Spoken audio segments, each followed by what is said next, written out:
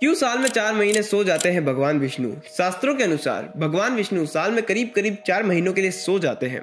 ये समय आषाढ़ मास की शुक्ल पक्षी एकादशी से कार्तिक मास की शुक्ल पक्षी एकादशी तक का होता है। अगर इंग्लिश कैलेंडर के हिसाब से देखें तो ये जुलाई से लेकर नवंबर तक के बीच का कुछ समय होगा। इस समय के दौरान कोई भी शुभ कार्य नहीं होता, जैसे जनेऊ, मुंडन, मकान की नींव डालना इत्यादि। और कहा जाता है कि इस समय जब नारायण सो जाते हैं तो अपने सारे कार्य को महादेव को सौंप देते हैं। तभी सावन, जो कि जुलाई से नवंबर के बीच में आता है, उस समय शिव जी की विशेष पूजा होती है। पर अब सवाल ये उठता है, क्या भगवान विष्णु सही में सोते हैं? और सोते हैं तो इसके पीछे की कहानी क्या है? जानने के लिए देखते रहिए इस वीडियो को। राधे राधे दोस्तों, ओम टीवी पर सभी का बहुत बहुत स्वागत है। अगर आपको धर्म से जुड़े ऐसे वीडियोस अच्छे लगते हैं तो चैनल को तुरंत सब्सक्राइब करें। अब बिना किसी देरी के सुनाता हूं आपको वो कथा जिससे आपको आपके प्रश्नों के उत्तर मिल जाएंगे। तो ये बात है त्रेता युग की, जब असुर वंश के पराक्रमी राजा बलि ने तीनों लोगों को जीत लिया था। इंद्र को हराकर स्वयं स्वर्ग के राजा बन गए थे। तो घबराए हुए देवता श्रीहरि नारायण के पास पहुंचे। तब श्रीहरि बोले, चिंता मत करो, मैं खुद वामन अवतार धारण करूंगा और इस समस्या का निवारण करूंगा। फिर जब महाराज बलि ने अश्वमेध यज्ञ का आयोजन किया तो उस समय वामन भी वहां पहुंचे। बलि ने वामन को देखकर उनका बड़ा आदर सत्कार किया और बोले, हे ब्राह्मण देवता, आपको क्या चाहिए? तो वामन ने हंसकर कहा, अगर मांग लिया तो क्या तुम दे पाओगे? तब बलि ने उन्हें बोला, आप मांग के तो देखिए, मेरी शक्ति में होगा तो मैं तुरंत दे दूंगा। तो वामन ने कहा कि मुझे तो बस 3 पांव भूमि चाहिए। बलि ने कहा, महाराज, तीनों लोकों पर मेरा राज है, आपने जहां पर भी अपने 3 पांव रख दिए वो भूमि आपकी।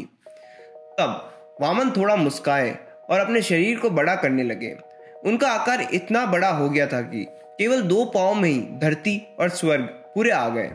फिर वामन ने बलि से हंसते हुए कहा, अब बताओ मैं मेरा तीसरा पांव कहां रखूं?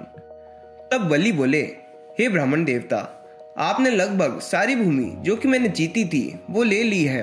अब मेरे पास सिर्फ मेरा शरीर ही है, तो कृपया कर आप अपना तीसरा पांव मेरे शीश पर रखें। फिर भगवान ने तीसरा पांव बलि के शीश पर रखा। भगवान बलि की दानवीरता देखकर बहुत प्रसन्न हुए और बलि को बोले कि कुछ वर मांगो। तो बलि ने बोला, हे ईश्वर, मुझे तो बस आपका साथ चाहिए, कृपया कर आप मेरे साथ पाताल लोक चले। फिर भगवान ने कहा, तथास्तु, और बलि के साथ चल दिए। इसके बाद सभी देवी देवता और माता लक्ष्मी चिंतित हो उठे।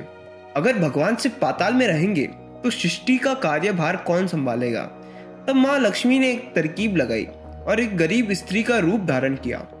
माँ लक्ष्मी फिर बलि के पास गए और उनको राखी बांधी और बलि से वचन मांगा कि विष्णु जी को पाताल लोक से मुक्त कर दे। अब बलि अपने वचन के तो पक्के, बेमन ही सही, पर उन्होंने विष्णु जी को पाताल लोक से मुक्त कर दिया। और विष्णु जी ने बलि के मुख पर उदासी देख ली थी और समझ गए थे कि बलि उनके जाने से उदास है। तब श्रीहरि नारायण ने बलि को बोला, उदास मत हो मेरे भक्त, मैं तुम्हें वर देता हूँ कि अब से हर साल आषाढ़ मास की शुक्ल पक्षी एकादशी से कार्तिक मास की शुक्ल पक्षी एकादशी तक मैं पाताल में वामन रूप में ही निवास करूंगा। तभी से आषाढ़ मास की शुक्ल पक्षी एकादशी से कार्तिक मास की शुक्ल पक्षी एकादशी तक विष्णु जी योग निद्रा में रहते हैं और वामन रूप में उनका अंश पाताल में निवास करता है। इस दौरान शिव जी विष्णु जी का सभी कार्य संभालते हैं। आज के वीडियो में इतना ही, मिलते हैं अगले वीडियो में, तब तक के लिए राधे राधे।